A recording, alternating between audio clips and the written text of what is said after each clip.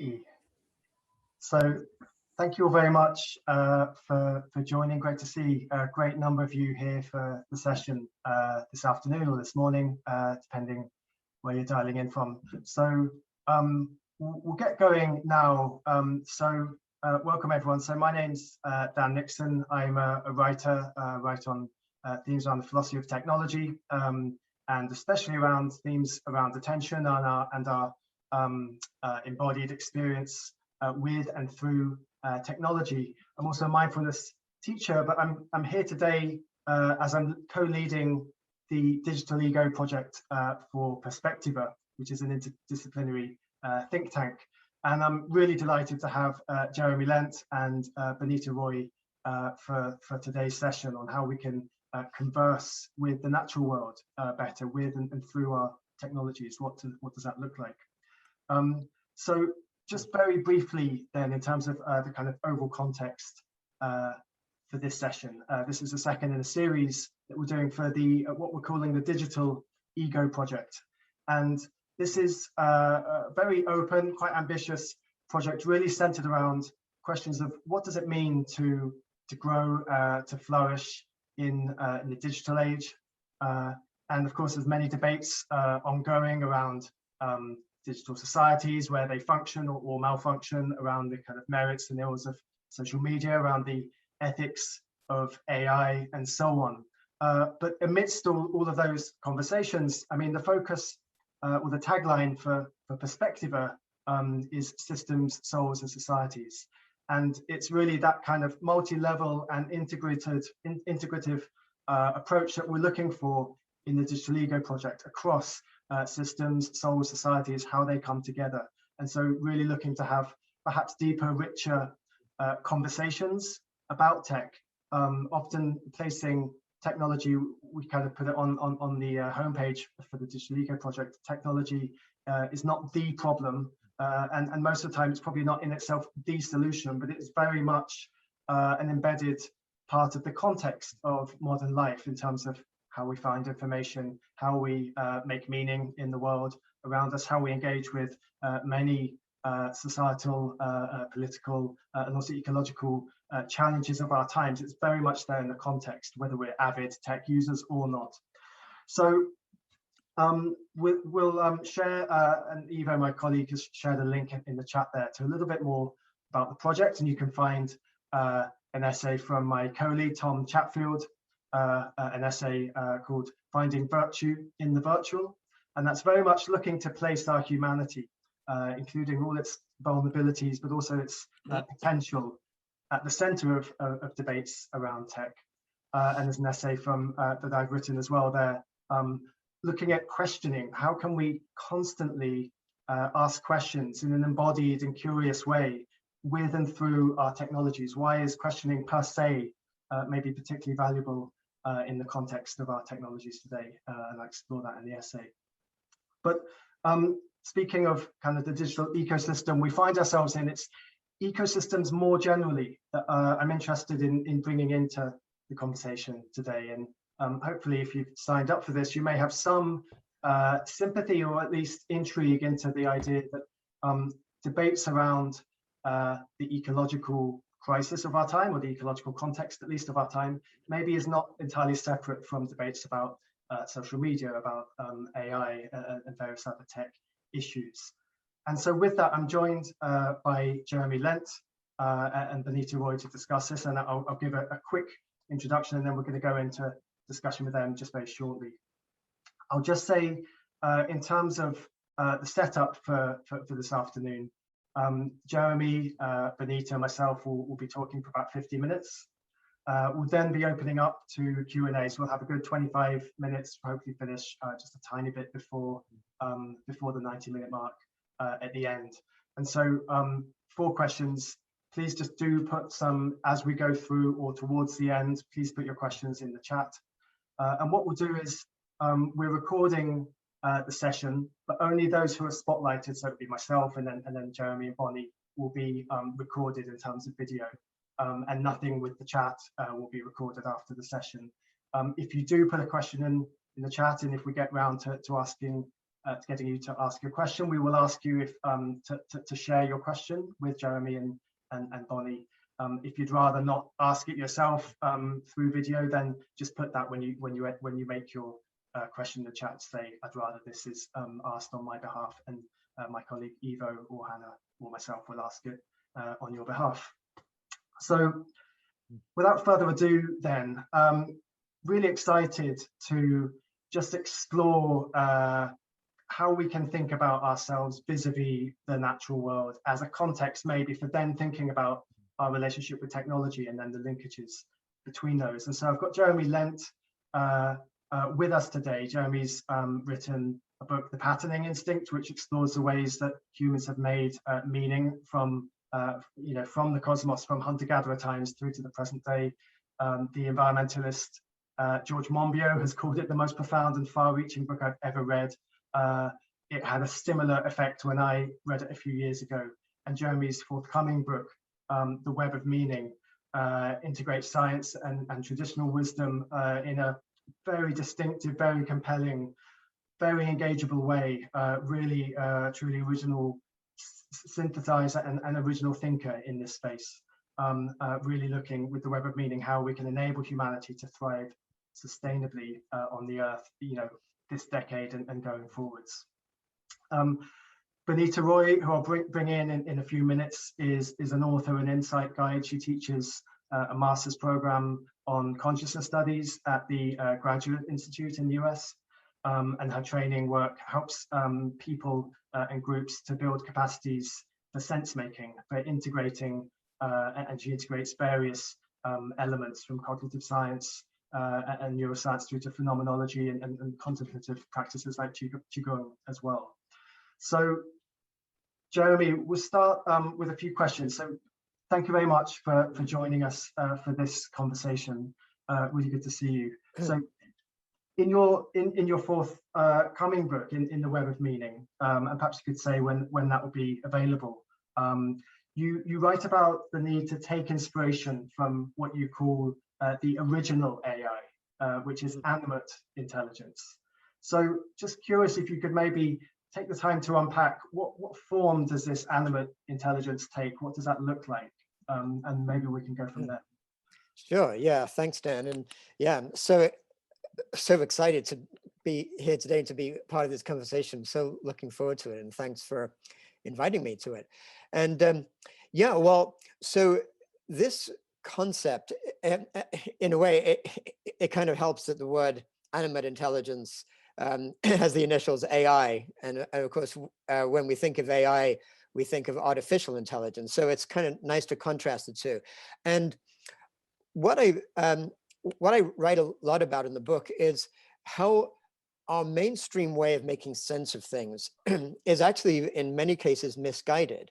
And one of the sort of misguided underlying assumptions in our modern civilization is that somehow humans are so much more advanced in intelligence than other creatures. In fact, there's a lot of people who almost define intelligence or general intelligence as part of what makes humans unique.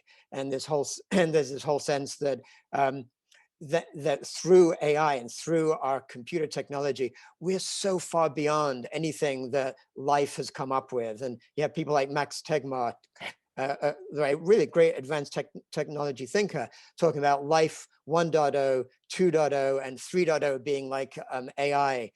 But what's so amazing is that when biologists now, in the last few decades, have really studied how nature actually works, it turns out that there is this incredible intelligence intrinsic to life on Earth as it's evolved over the last few billion years, which is so much more advanced than anything we've been able to come up with in terms of artificial intelligence. And of course, you can go at different layers. You can see that rather than this absurd notion that all of nature is really just this kind of machine, which is this kind of metaphor we put on things, we recognize among advanced mammals like cetaceans, elephants or whatever, they actually have language, they have complex, deep, ways of communicating with each other, some of which, as humans, we may never even be able to reach the depths of what these creatures are able to do. But then if you go even deeper, of course, people like Suzanne Simard and others who study plant life have recognized that trees communicate with each other. They have complex social organization. And any plant has like more than a dozen different senses. They have a way of perceiving the world and being able to be sentient in ways that, again, humans can't even conceive of. And then you can go even deeper to a single cell, of which we have 40 trillion in our bodies. And each cell in our bodies and in all of life around us does this amazing job of having a sense of itself and others around it. It communicates through thousands of different portals with other cells around and the environment around. It has tons of complex interactions within itself, and it's continually figuring out what to do next and how to communicate with its own community of other cells around.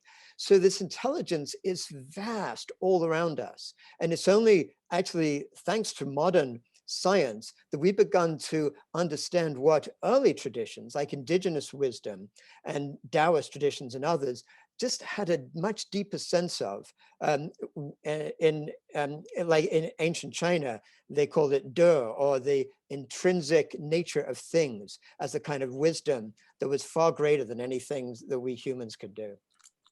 Thank you. Yeah, and just hearing you talk about you know, the kind of wonder of what actually is going on at the level of ourselves, and you have a great passage in the new book where you kind of invite the reader to imagine all that's going on with a cell at the scale of a room, which I found actually just a really helpful kind of way to think about what's going on. You know, just if you have a cursory understanding of the complexity of cell life, what's going on with the boundaries, what's being pushed in and out of these kind of porous membranes, but all these different kind of almost like the furniture, but very kind of bubbling and live kind of things moving, shuffling around within the room. It's kind of really brought it to life for me. But you mentioned there a little bit on, I mean, so how we can be open, actually really genuinely open to what intelligence is, like how we can appreciate many forms of which some of the ones that we have particularly honed are a part of a much wider set, which I think is a great starting point. And you mentioned, you know, some of the metaphors we use, treating nature as a machine, or thinking of nature in mechanistic terms, which is something, of course, scientists and philosophers, certainly in the Enlightenment tradition in the West, have done for a long time. What would you say, thinking about wider openness and appreciation of intelligence in all its many forms in nature, what are more helpful metaphors when it comes to how we can basically think about nature and humanity and yeah, that is a great question, Dan. And you know, just to emphasize, like, metaphors are so important. We don't realize, oftentimes we think of metaphors like some sort of poetic sort of addition we add to life or whatever, but actually as humans we use metaphors to found our basic way of making sense of things. And the core metaphors we use are the ones that actually frame how everything makes sense in terms of like all the different values and different actions we take. So metaphors are hugely important. And I do think we have to, one of the most important things we can do is transform this core metaphor of nature from a machine. But to what? So one of the I think most powerful ways of thinking about it is actually to take something that we humans have developed to some great degree, but very different from sort of artificial intelligence, stuff like that, like music and dance. And a lot of biologists, when they go into the way cells work and look at this incredible ways in which everything comes together, they call it a choreography. And many cell biologists use the metaphor of music or dance or an orchestra as a very powerful way to get a sense of how things actually work, because they work in a self-organized way, which is why even when we think about music, I like to move away from the notion of an orchestra where you have maybe a composer and a conductor telling everyone what to do, and something almost like a kind of a jazz band, a stand-up, self-organized jazz freeform music band where each person is riffing off what the other person is doing. And maybe they're dancing at the same time. So they're playing, they're enacting, they're creating the music in relationship with those others around them. There's no one person saying, do it this way, but each moment they're riffing off the next thing, they're moving with the next thing. And anyone who's part of that just innately becomes part of that whole process. So I think that's a beautiful way of looking at a different metaphor. In fact, one of my chapters is called The Harmonic Dance of Life. Wow. Yeah. To do that. Yeah. Thank you. I mean, that's a like you said, a beautiful, very resonant example. And I think, as you said, metaphors are very powerful. And I'd like to maybe, if we can build on that, you've written about, you know, what next, or where do we go with some of these insights? You just touched on a couple there, but you've talked about making the case for considering kind of looking to build what you call an ecological civilization. How can we ground what we understand civilization to be, kind of first and foremost in ecological terms? And I wonder if you could just state kind of the basic idea there, and maybe if you could link that to whether it's the dance or the music example, or something that you see as quite fitting in how we can see nature as how we might like extend or think about societies and civilizations for humanity. Yeah, sure. Absolutely, Dan. And just to be clear, this term ecological civilization is not my term. I love it and I really embraced it, but it's one that's really used by a lot of more and more leading thinkers around the world as this different way of conceiving what civilization could be. And in a way, it sort of just carries on from that distinction we were looking at before, whereas the mainstream way of thinking about AI is it's so much better than nature. And similarly, there's this way of thinking about our civilization, the way it works now, as being separate from nature, basically exploiting nature as a resource. And our civilization ultimately is about being wealth-based and has really been driven by this global capitalist sense of growing and growing the exploitation of nature, of other human beings for the sake of producing more and more wealth for a limited elite. But then the question, I get excited about with this ecological civilization idea is, what would it look like if we actually took nature's cues? We recognize the deep intelligence of nature, recognize that natural ecosystems have been healthy and rich and stay stable for sometimes millions and millions of years with all the changes that take place around them, but maintaining that richness, diversity, and health. And so how can we look to the principles of nature, the core principles of life, life's wisdom, and ecosystems, and use them to rethink building our civilization from the ground up? So a civilization that was actually life affirming, that was not wealth accumulating, but based on actually affirming human flourishing on a flourishing earth, and using the principles of life, such as symbiosis, or this notion of flourishing happening at all different scales in the hierarchy, using those principles to build our values and our economic system, rather than based on this kind of capitalist growth economy.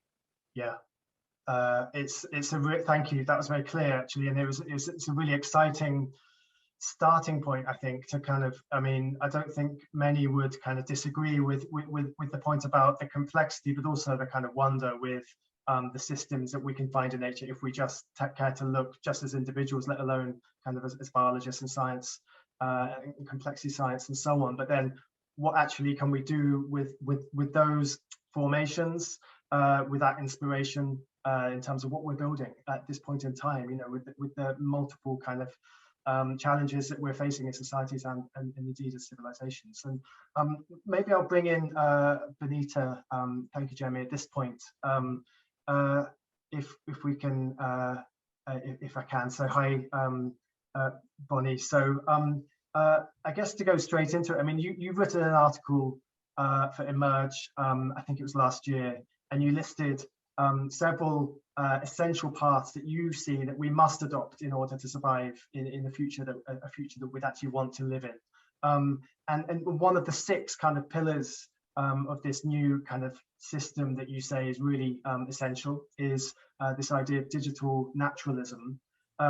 So what do you understand, or what do you mean by digital naturalism, and how can that kind of connect maybe to some of what Jeremy was saying about symbiosis and so on? Yeah, so thank you for having me. I think this is an important project. Let me start off by tagging back onto Jeremy and then moving into digital naturalism. So there's some thread here. I think this investigation into intelligences, the way he starts out, is really interesting. You know, how much intelligence is in the cell, how much intelligence is in the mycorrhizae in the forest. How much is, I like to tell my students, you look at the ribosomes. The ribosomes are these little factories that are required for DNA and RNA to replicate itself. But the ribosomes are just molecules. They're not even living according to our definition. But there's an intelligence that creates these very complex factories inside our cells. I mean, everywhere you look, it's really phenomenal, the kinds of intelligences. Once you start expanding the notion of intelligence, it can be mind-blowing. And one day, several years ago, I have a retreat center here, and I had some people over from the Santa Fe Institute, and they were very digerati, intelligent AI type people, and we had a break, and we're sitting around the kitchen table, and they're doing this game where they're calculating when the singularity will happen. They're thinking exponential rate of silicon and everything. And then they, and I said, well, that's interesting because you're comparing the intelligence on the chip to the intelligence of the neocortex of the human, which is about 14 to 64 bits per second. But just conveniently, you throw out all the other intelligence that it makes just to get to be a human, which includes all the cells, all the molecules, all the cosmological evolution, cosmogenesis, all the biogenesis, our relationship to our gut biome. This is our intelligence also. So yeah, conveniently throw out 99.9% of the intelligences that makes us human. And yeah, you get the singularity really fast, And so this is how obsequious these mental models of what intelligences are. I mean, once I said to them, it was obvious that it was, but you read these articles and people get sucked into the language as if this were the case. And the same is true in terms of like the language of machines getting smarter. And I wrote an article about, we're slowly, if you look at the way we've defined intelligence over the years, we're slowly but surely defining it at what machines are good for.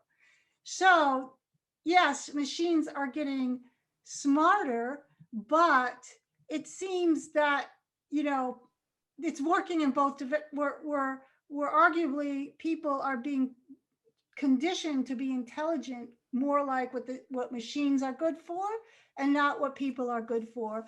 And this is a very important thing. So the movement's actually in both directions, and that's an interesting thing in itself. So I read the other day, if you can do your job remotely, so can a robot. And you see the standardization of everything. There's a very profound momentum to put things online, like we standardize education, so now we can have Khan Academy. We standardize medicine. My mom goes, I say, why do you go to the doctor? She goes in, he looks at his laptop, he puts in her age and stuff, and then he prescribes a drug. So now a machine can do it. So every time, so this is the pace of where our civilization is going, without a doubt. And it creeps up on us because we play these like little language games that switch the definitions of things around. So I think this is really important for a book like Jeremy wrote, to really be careful about what meaning we're making with the way we speak about these things. So what do I mean by digital naturalness then? I think that when I wrote the article, there was a lot in me that resisted wanting to include anything in the digital realm. And I really had to take a close look at that, because I think it occurred to me that it was somewhat sentimental and naive to say, well, we shouldn't have that in the future.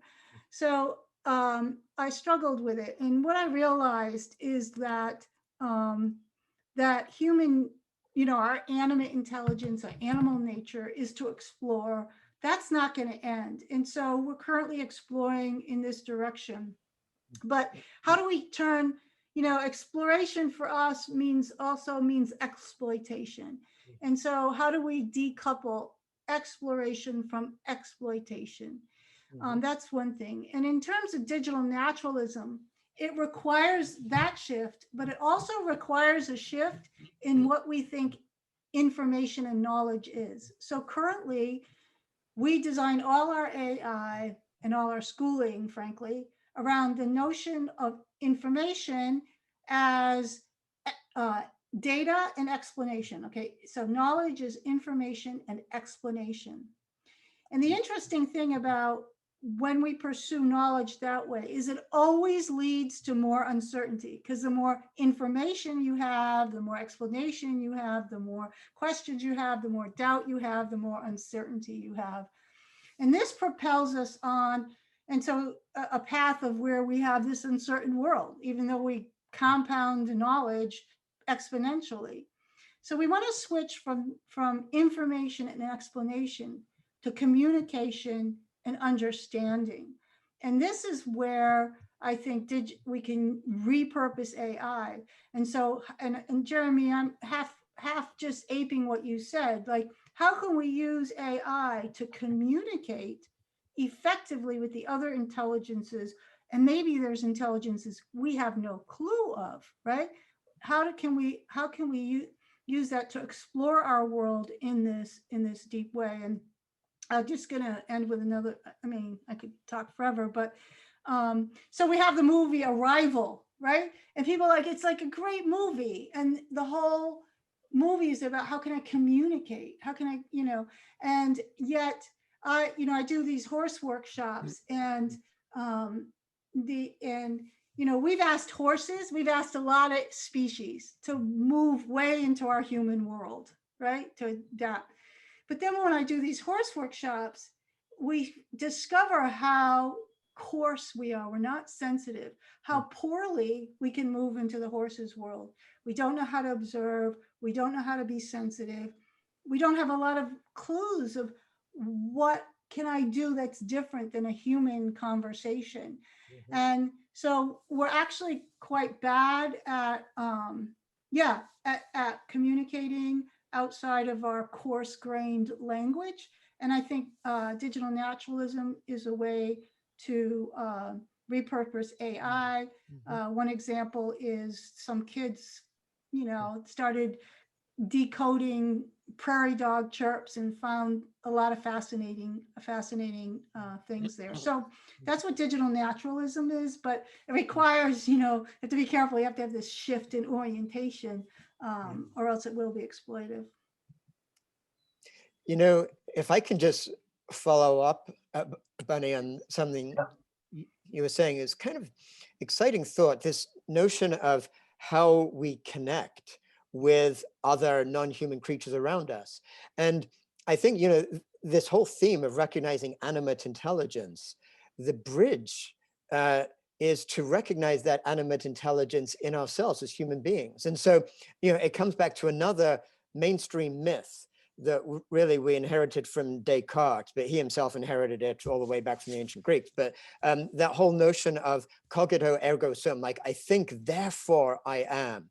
And he set all mainstream thinking in the West, which has become sort of global since then, into this idea that human identity exists right there in our sort of, basically not just our brains, but our prefrontal cortex, even though he didn't have the words for it at the time.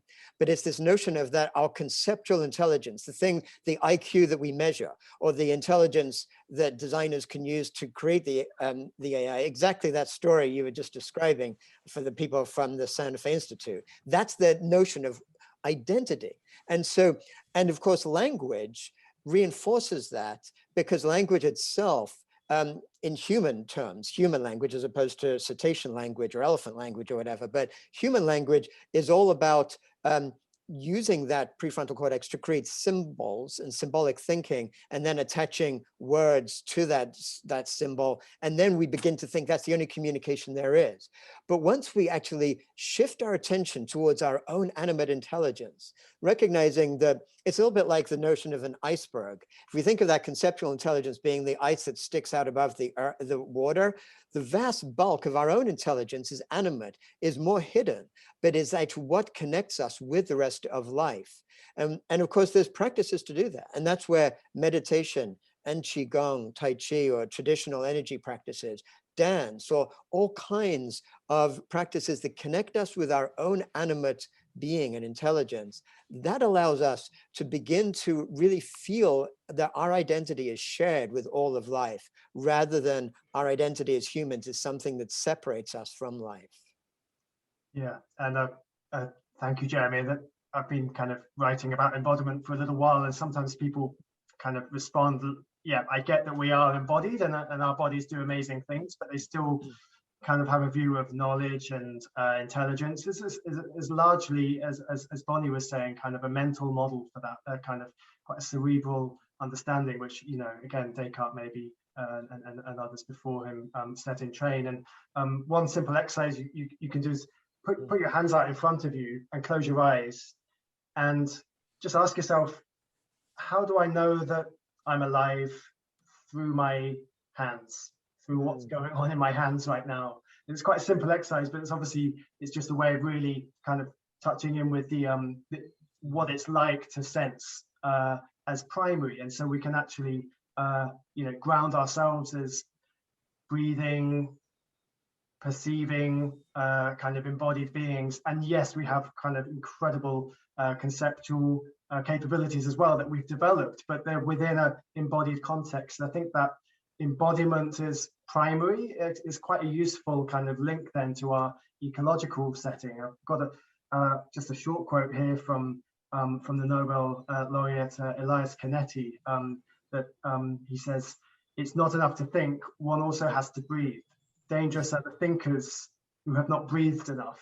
And I quite like that idea of bringing the breath and the breathing being as quite primary. And I don't know if that is a good segue to technology, because it strikes me that a lot of you know, how we might use technology, and certainly how we think about what technology is, I mean digital technology here, can be in quite an abstract and quite a cerebral space, or a cyber space, quite disembodied in nature.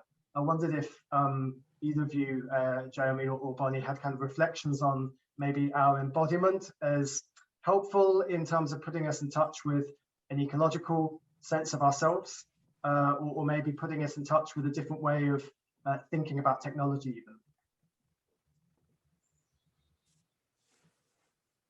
Bonnie, would you like to share your thoughts? Well, I think that there's a interesting fundamental question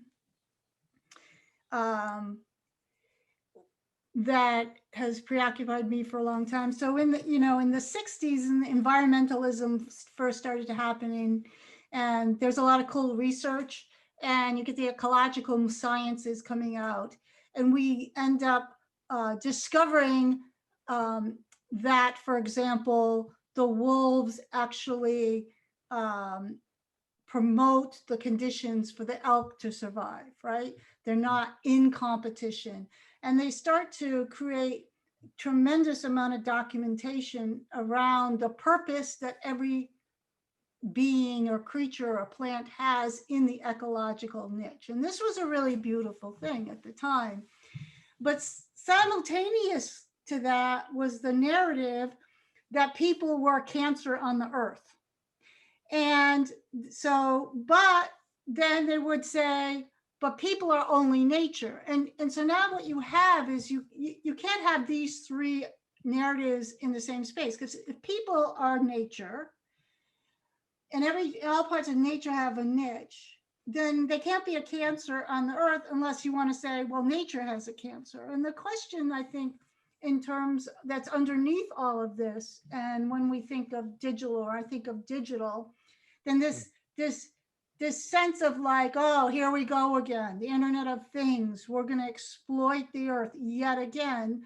And then I have to check myself because it's not consistent with understanding ourselves as nature and understanding nature in us. So one of the things that I think, one of the deep insights I had is I think that as humans, certainly as Westerners, we believe we're a cancer on the earth. I mean, this is the problem with the climate crisis. It's a problem with our narratology. It just reinforces that we're a cancer on the earth. And if that's what you believe, just like the kid that grows up thinking he's bad, then you're going to use your tools. You know, the game is over, right?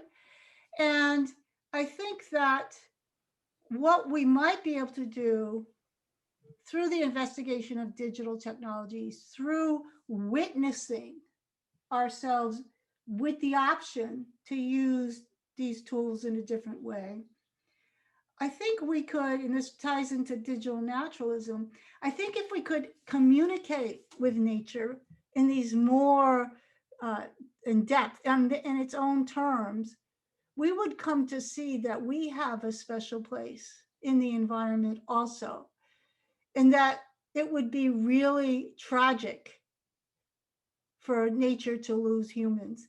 But we don't know how to answer that question.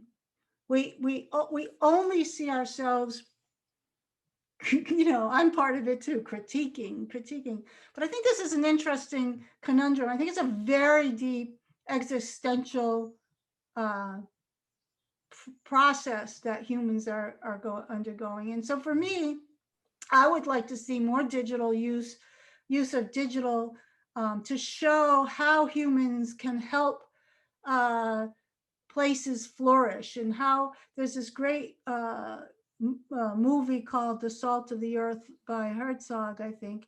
And it's about this photographer whose name I'm not going to get now.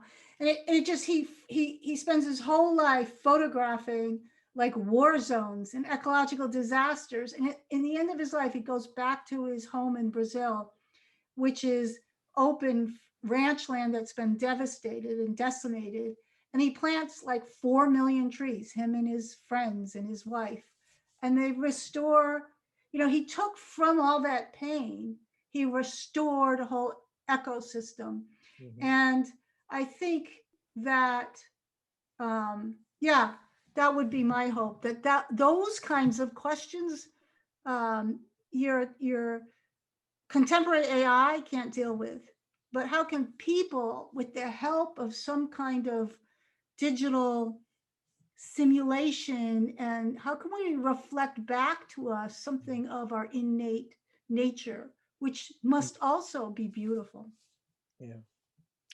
So yeah, if I could, Bonnie, I'd love to then build on this core foundational question that you're putting out there, which is this key question about what is nature, what is human nature, and how is that separate and part of nature, and how do we think about that? And this is foundational to any question, any really deep investigation of technology, because technology itself is not just sort of AI or stuff that's been developing in the 21st century. Technology goes all the way back to stone tools, to the use of fire, to like even before language, humans were actually developing technologies that impacted the environment, impacted their world, and caused a separation between what they were doing and others in the natural world. So technology is foundational to this question of human versus nature, or human and nature, whatever.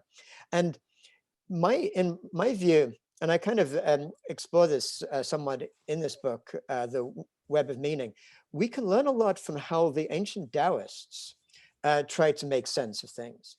And when they looked at nature and they saw nature act in ways that seemed like they were unforced, and they came up with this concept that they called Wu Wei, which basically can be most effectively translated as like effortless action.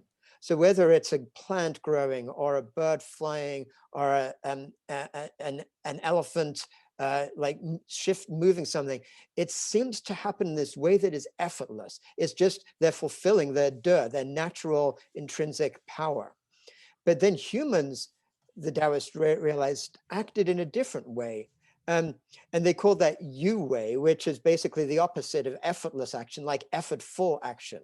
And they describe it as things like trying to sort of pump water up a hill, or use a fire to dry up a well or whatever, like where you're kind of going against the grain of nature to do something to change the natural system. Now, of course, that's exactly what civilization has done. I mean, ever since we started creating weapons and putting up fences and doing all this kind of stuff, what we've been doing is acting in Yu way, like with a purpose, a goal to change something against nature. So they saw this dichotomy, but and so as humans, we are both Wu way and Yu way. And that was a distinction between the rest of nature, which is basically Wu way all the way through. But what's fascinating is there's another Chinese concept that actually Sun Tzu, who wrote this famous book, The Art of War, which another great classic, talked about, which is this notion of Shi, as it was called. And it was this sense of setting up the conditions to let the natural world do what it would in the most powerful way. So it's almost like merging these two together and looking at using our human ability to change things, not to sort of destroy nature, like sort of go against it, but to set up the conditions to let nature do its thing in the way that's most effective for ourselves. So Sun Tzu talked about the idea of, if you're trying to have a battle with some enemy, find stones and roll them up to the top of a hill, and have them so they're just ready to go, but you don't have to do anything. So when the enemy is there walking in the valley below, you simply just give a tiny little tip to the stone and they roll down, and then you're using gravity in the hill to actually affect what you want to do to beat the enemy. So similarly, like modern concepts, things like permaculture, take that idea and look at how can you set the conditions in the natural world for nature to do its thing with a richness and abundance that helps humans and nature. And I think that's a really powerful way to think about technology, rather than thinking of, well, how can we use technology to conquer nature or make nature do what we want it to do? How can we use technology to set the conditions so nature will naturally fulfill its own desires and needs in a way that works for us as well as non-human nature?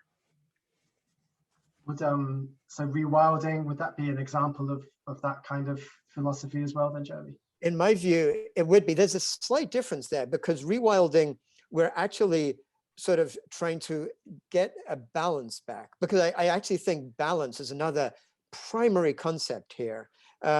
That oftentimes is not that something is wrong with technology, but too much of anything leads to an imbalance. So rewilding away is this recognition that there's this huge imbalance now where a tiny percentage of the world's actual ecosystem is still actually wild. Almost everything has been turned by human activity into something that's different from that wilderness. And the thing that's powerful about rewilding is not to think of it as something that's this kind of romantic desire to get back to some initial pristine way, but to look at the very concept. So some people, when they look at the roots of wilderness itself, that word, look at it in terms of this notion of wil dior, which in early English, Anglo-Saxon, meant basically the dior, the beast, willing itself. And that's what wilderness is. Like, it's almost like letting nature will itself to do what it was. So rewilding then becomes, how can you set enough of nature back to its own energy, so it decides, it determines how it's going to evolve, rather than us telling it what it should do. Absolutely, thank you. And I think Eva may have posted in the chat there, but now's a great time to post your questions in the chat. We'll kind of open up to questions in a few minutes, so please do post them, and if you can just mention if you're happy to be called on to or rather, if you'd rather not be called on to ask your question, just say, please ask on my behalf, and Evo or myself will do so. So please start adding those. Opening up in a few moments for questions, but also for comments or suggestions. I mean, I'm quite conscious we've stayed, and this was fairly intentional, but we've stayed really with how we can think about humanity vis-a-vis nature going forward, and humanity going forward inspired by nature, and how tech kind of can fit into that. Now, we haven't, of course, gone very far into the practicalities of which technologies can best serve us. And maybe I'll ask Jeremy and Bonnie for a couple of thoughts on that before we do open up to questions. But that's certainly an area I'd love to hear kind of input. And maybe if someone has a couple of comments as well as a question, please do feel to just say, I've got something I'd like to share. And in the chat, we'll try and get to that. But just with that, you know, in terms of how to use tech in the service of our development and our relationship with nature, any initial thoughts on that, either Bonnie or Jeremy? Yes. Yeah, so, you know, I've done a couple of these digital ego projects, and it's very hard to construct your mind such that you don't make this problematize the tech and romanticize the nature. And so what Jeremy said, like about the Taoists, and the first problem here is people can't perceive like we used to. I mean, we have lost our ability to perceive patterns in the natural world. And we are teaching people like how to plant, you know, squash, or how to plant zucchinis.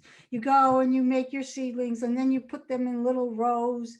And everybody does this, and nothing grows. Or you wonder how it's possible that anything can grow. And it turns out that the Taoist, lazy Taoist gardener that I am, you just throw a bunch of manure down.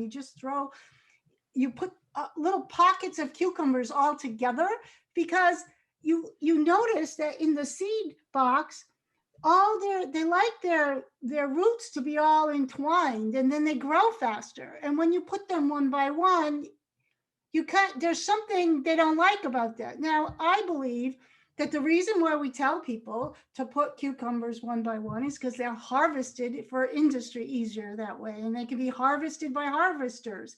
And so it's kind of like that story about when they produced 45 records, you know, records on 45 vinyl, then the songs had to be 2 minutes long. So now everybody thinks a song is 2 minutes long, and the technology it distorts the knowledge, right?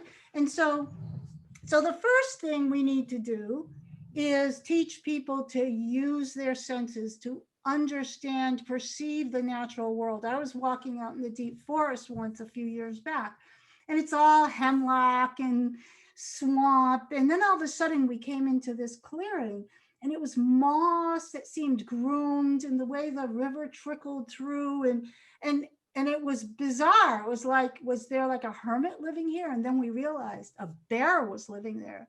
And just by his natural movements, he had created this, it was like a Japanese garden. It was beautiful. But people can't observe. And so I would say, what is the possibility that instead of creating virtual reality with tech, can we shorten the reintroduction, you know, can we shorten the re-education period so people can learn how to see, how to perceive, how to go with the patterns that are there? But literally, we can't see the patterns that are there. And most of what we've been taught is actually antithetical to what is already the natural order of things, the natural energy in the system. You know, I call it, you could see energy for free everywhere. You know, people they spend their whole lives training a horse to do dressage, but they make the horse nervous, so it gets hurt. But the horse loves to do certain things. So why don't you just start with, it's energy for free. Everywhere I look, there's energy for free. So, but this notion of we are no longer able to perceive is a significant obstacle to this. And so maybe that's a future for digital technology, to shorten the re-education period. Thank you, Bonnie. And I'll just add quickly, the essay I've got on the Digital Ego site takes very much this frame of how we see the world as the central kind of way of understanding how we, a set of questions around technology and human flourishing, and quite a useful starting point. Reminded of the 20th century American photographer Dorothea Lange, who her technology, of course, was the camera. And she writes that the camera is the instrument that helps people to see without the camera. And so whether, inspired by that, whether our smartphones, our social media, our technologies can help us see, yes, with them, what we can see with them, and we can talk about what you can see with and through tech, but also how to see things, when we're not using them. In other words, treating how we see and our capacity to observe, to see deeply, not as a trivial thing, but actually something that should be very much at the heart of education. I think it's getting kind of increasingly common to talk about our attentional capacities. How well can we focus? How well can we pay attention as something which is under threat with the way that we're, very easily distracted in the kind of digital era in particular. And so maybe our attention is something that as humans, we need to think about putting at the center of an educational strategy. But I think also our perception, to see that, to honor that, and the mystery of actually the basic act of seeing strikes me as something quite important maybe. And I've got a couple of things on kind of how do we see the world environmentally with and through our technology. And I'm thinking about kind of data and monitoring, surveillance of ecosystems and biodiversity loss, and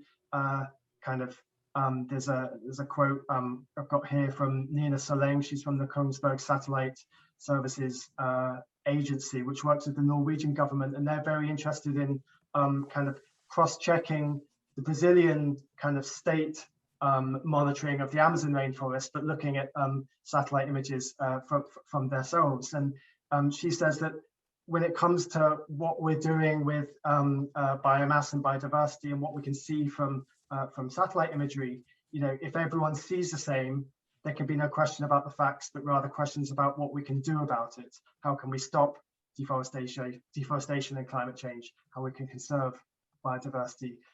And I think it's fair to say it's generally not quite as simple as that.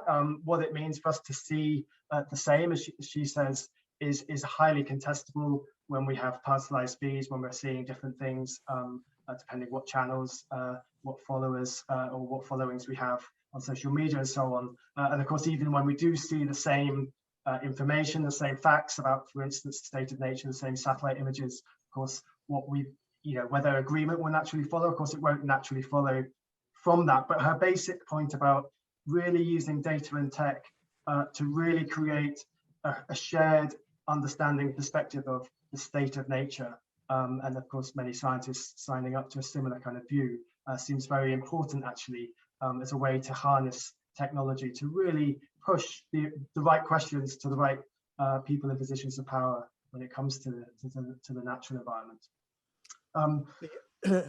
Perhaps I could just add one thing as we're about to kind of shift into the more of a like an open group discussion, but I just kind of wanted to put one new element here on the table that to me is always like I'd say the elephant in the room, except it's like an artificial elephant since we've been talking about natural animate intelligence. But to me, one of the most important things that we have to be talking about whenever we're discussing how we can use technology in a life-affirming way today is to realize the incredible importance of the context of the global capitalist system in which technology is developed. Because we can say all these wonderful ideas we can have about how it should be more life affirming or more educative, or we use the tool like the camera to then like discard it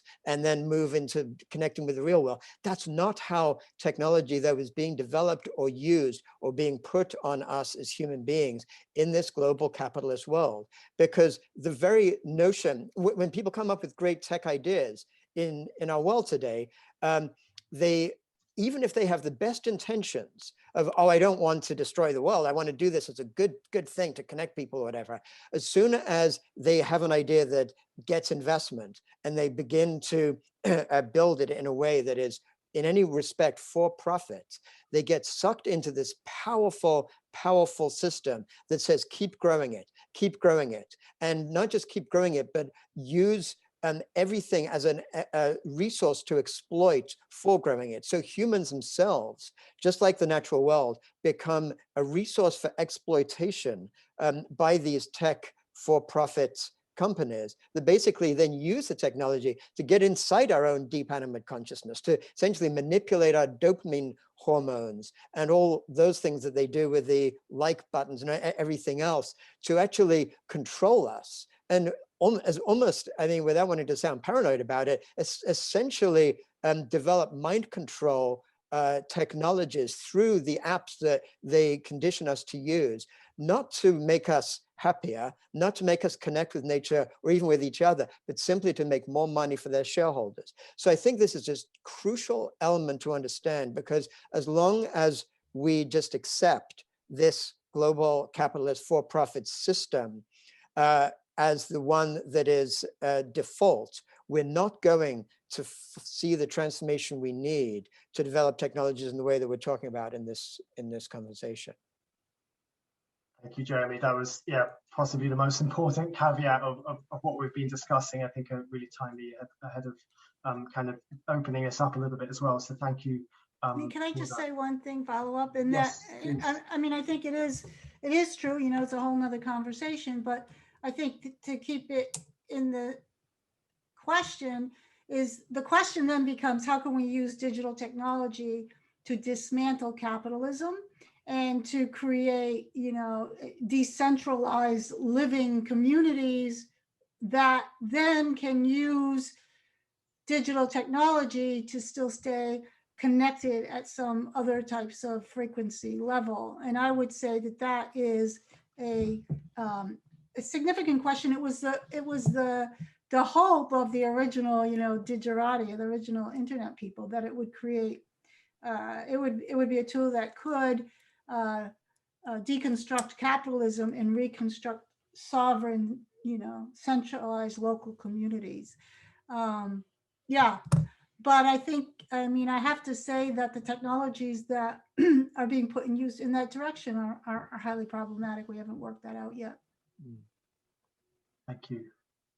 So a couple of questions. We've got one from Virginie and one from Dave Pendle.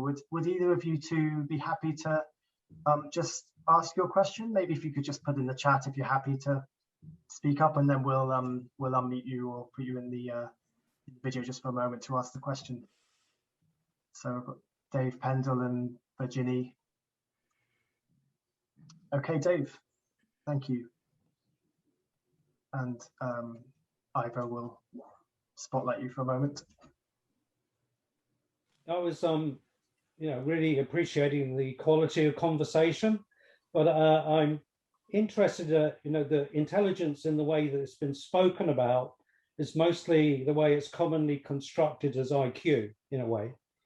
And I think that a counterpart to that is having an appreciation of the emergence of self-reflective consciousness. Because as much as animals have intelligence and nature has intelligence, the gift of self-reflective consciousness seems to be, as far as we know, kind of uniquely human. So I was interested in hearing your reflections as an antidote also to this notion that we're a cancer in the way that Bonnitta was laying out earlier. Bonnitta, you want to? Yeah, so I think that so I'm going to agree with you, but I'm going to step back like I always do. I don't know, this way I am. So if we think of, we tend to think of the evolutionary tree as, you know, like a ladder, and then there's humans. And we subtly think sometimes, I'm not accusing you of this, that everything else in evolution happens on our branch of the tree. So we say, okay, there's material evolution, physical evolution, biological evolution, and now we have cultural evolution. And this is actually obviously not true. And so on each one of those branches, like there's some really cool evolutionary trees from the perspective of bacteria. And it can look like everything's just moved up to bacteria, right? So on each one of those trees, there may be capacities that, just like the animals have no insight into the fact that we have self-reflective consciousness, we may have no insight into capacities that are operating elsewhere amongst our own fellow creatures. Now, we do some work in this area. We know echolocation and we know electricity, and you know, we're curious about this, but there might be things that literally we have no insight into, which is an interesting question. So yes, but then, you know, I noticed when you were asking this question, and we do have self-reflexive consciousness. And I don't think we should answer this in this call, but it would be interesting to go into a conversation of what is it good for, right? And of course, that's a really interesting question that you've ignited in me.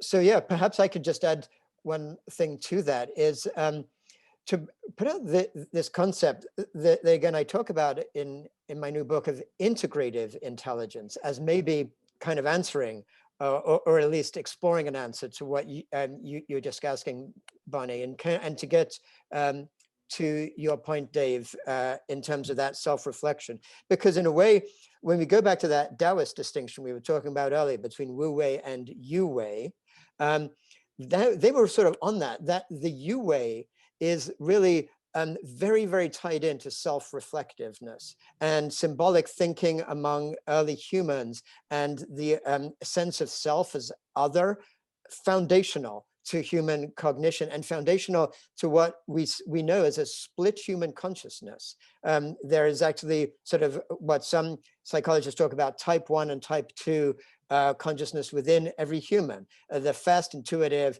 animate intelligence, and then the slower conceptual intelligence, which is where that self-reflection comes from. So when I say I feel bad about myself, like the I is the conceptual intelligence. I mean, obviously simplifying a lot, saying I feel bad about myself, my core being, or whatever it might be. But what is possible, I believe, is I think worth exploring, is this notion of using that self-reflective, to some degree, as far as we know, unique to humans capability, but rather than to separate from our Wu Wei, separate from animate intelligence and nature, to integrate. And if we can use that and think of it as an integrative faculty rather than a separating faculty, it's almost like turns back towards our animate consciousness. So for myself as a human organism, I can begin to think of myself as an integrative organism that's both conceptual and animate. And actually the intention then is to integrate those two into one whole. And similarly applied to all of the human species relationship with the living earth, is to say, how can we use this amazing technology and this power we've developed that so far has been power over nature? How can we develop it to integrate with nature, leading to this incredible vision? Like some people have this amazing visionary concept of looking into the distant future. How could humans develop almost like a symbiocene rather than Anthropocene, an era in the human future where we were actually looking to use our intelligence as being essentially Gaia or Earth reflecting on itself and becoming, and you know, a little bit like, Bonnie, I know you've referred to a couple of movies. I'll throw one more movie into the mix, like Avatar, that beautiful vision of a world where it's actually the technology, the self-reflection and the living intrinsic nature of the world are all one integrative whole. I need to say, I really want to say something. Yes, and I'm thinking, so this is a rich question, seeded something, and I'm thinking, perhaps that's too still neocortex, this self-recursive mind. And I've worked with horses for a long time, and I've run into some amazing shaman horse gurus. And this one guy says, he's a crazy Russian. And he said 99% of all horses who live with humans would be much better off in nature. He said, but there's a 1% of horses that develop a horse-human connection that is not reproducible in nature. And I wouldn't say, I am going to say that it's not our self-reflective consciousness that is highfalutin. I think it's this other capacity that we could bring to nature. And I would say that's uniquely human. I wonder. Thank you for your reflective gifts. That was very enjoyable. Thank you. Thank you very much, Dave. And I'd like to ask Rena to ask her question in a moment. Just before you unmute yourself, Rena, if you're happy to do that. Just one quick reflection. I'm thinking about types of intelligence that we have, and Jeremy, you mentioned kind of the overriding need to integrate the different forms of intelligence that we have access to. And you mentioned the kind of type 1, type 2 split that's sometimes used. I mean, Ian McGilchrist's work, who talks about essentially left brain and right brain intelligences in very kind of nuanced terms, is quite interesting here. To kind of oversimplify a little bit, yes, we're familiar that our left brain is really kind of that conceptual intelligence, and I think a lot of what drives our technological breakthroughs, AI and so on, is largely, you could kind of at shorthand say, a left brain intelligence, and that has a lot of value. Our right brain intelligence encompasses many other forms, and it includes often the creative breakthrough. So mathematicians, the aha moment where we actually see a solution, where we see maybe how things fit together, and see our connectedness with other things is very much a feature of the right brain. But I think the point to make about integration is we can look at the different kind of fortes and aptitudes of our left brain, of our right brain, of different parts of what we've kind of evolved to be. But what's interesting is it's very much the right hemisphere which is open to integrating the different forms that our intelligence can take: cerebral, conceptual, but also embodied, intuitive. And he kind of, McGilchrist has a line around, for the left brain, it's very much my way or the highway. If things do not compute, then the left brain kind of approach to seeing the world will be, well, that's just, you haven't got it, and you don't understand because I've categorized it in this way, and this is kind of the logical schema. So McGilchrist's point is not to kind of downplay the value of our conceptual cognitive capabilities, but to say, actually, we have other forms of intelligence, maybe less amenable to articulation, but they're very much as valuable. And actually, it's that integration that we need really forces us to question what are the dominant forms of intelligence that we're kind of putting at the center of, whether it's technology or our educational system and many other things. Before commenting on that, in case it does come up, I would like to ask Rena just to share her question or comment, if you're happy to do that. Is that meant to be me? Okay. I don't know which question I have now. I think the first one that really leapt to mind, because I think it's relevant to our shift from, yes, I guess from ego to eco, is like, I really have a beef with the Iceberg Model. So I wanted to ask everyone, because it's often, I mean, it's just a cliche now. Everyone just refers to how big the problem is. And having dug deeper into it, so the Iceberg Model is meant to have referred to some literature about the hidden dimensions of a thing.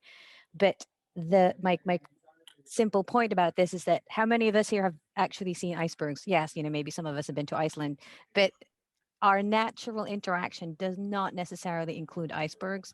However, mountains, yes. So this shift from, because I've been reading Otto Scharmer's Leading from the Emerging Future from ecosystem to ecosystem. And if we're going to talk about nature, right, the agriculture, like from the ground itself, so that soil stuff, that it makes more sense to shift it from an iceberg, which we don't really have an emotional connection apart from maybe it's freezing, I'd like to travel there, but it's not really in a mainstream appreciation of nature. Whereas I guess epiphanies or natural kind of shifting kind of experiences tend to occur in mountains.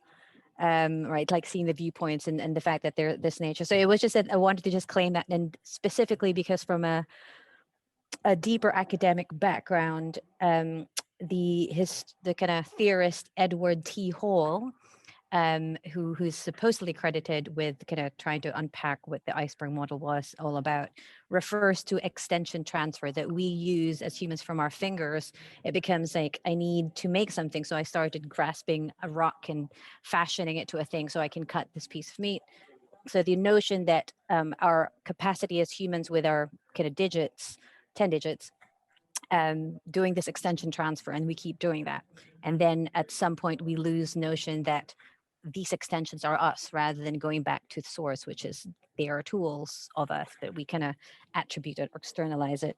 And again, the idea as well of the idea of choreography and kind of movement. Edward T. Hall also refers to proxemics, the study of space placement and kind of movement within that space. So yeah, so I'll just park it there. But it was just like really like, I'm really, and I get kind of curious how long we're gonna stick to the iceberg one. I just like kind of leave it to the Antarctic and then maybe see them as mountains instead, because mountains are rooted in kind of deeper layers of the actual earth. And so we're talking about soil and conditioning. It's a better approach and more natural, maybe. Thank you. Thank you.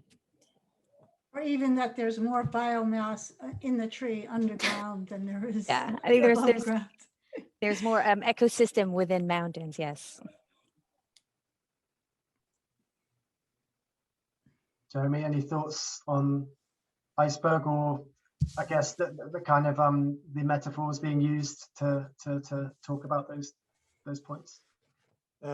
Yeah, I really like where you're going, Rena, on this notion that it's so important to connect with a metaphor. Like I totally hear you. An iceberg is this kind of theoretical thing for almost all of us, and yeah, actually feeling into like what the metaphor is so important. And so that whole notion of dance as a way of understanding how life works, and all of us know what it feels like to hear the music and just feel in our bodies, I want to dance with that. And so you know, that's a really helpful way to just think in fundamentally different ways about how we relate to the rest of non-human nature and to that part within ourselves. So thanks for that. Great, thank you very much. I think the these metaphors are kind of placeholders for pointing out structures, right? Pointing out instructions. And for me, it's kind of, we talked about indigeneity.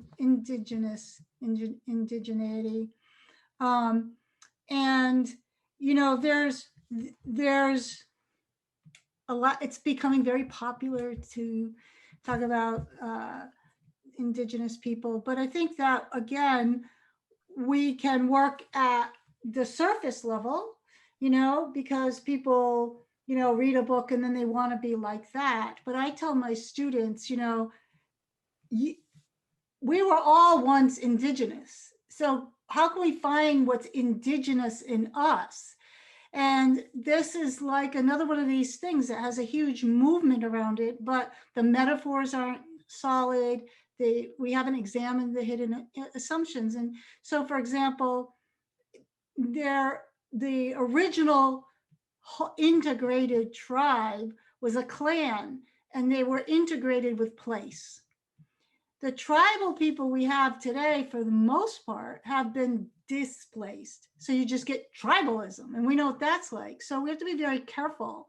It's probably not possible to be indigenous without being in service at home in a place. And to be at home in a place, you need a lot of time and a lot of power of observation to understand what other creatures are doing there and what are the patterns in there. And are people going to really slow down and really kind of experience that? Probably not. But some people in the chat have been talking about psychedelics, and psychedelics can drop you in to this experience of wherever I'm at. I'm home in the earth. I'm home at earth. And so to be indigenous is not just to adopt these kind of modern ways, tribal ways or something. It has to be grounded. It has to be rooted. The mountain has to be rooted in place for this to enact this kind of consciousness. And so I just thought I would intertwine it with these questions about psychedelics, because that can be a somewhat of a substitute without having to spend 30 years, at the foot of the mountain, understanding the mountain.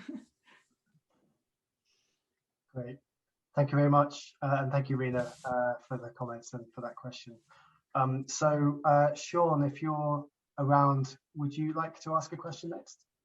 Thanks. Yeah, my question, I was trying to track back and work out what I'd ask, because it's really nice the way this is unfolded. And I sort of feel like my questions probably evolved a bit the way the discussion's gone, and particularly building on that last point. And I wonder whether technology, particularly the moment that we're in, with the mobility that has been so much a kind of increasing facet of our species, that our kind of capacity to move faster through space, that seems to have been a trend that has at least taken a bit of a bump, and there are still quite big question marks, I think, hanging over it. And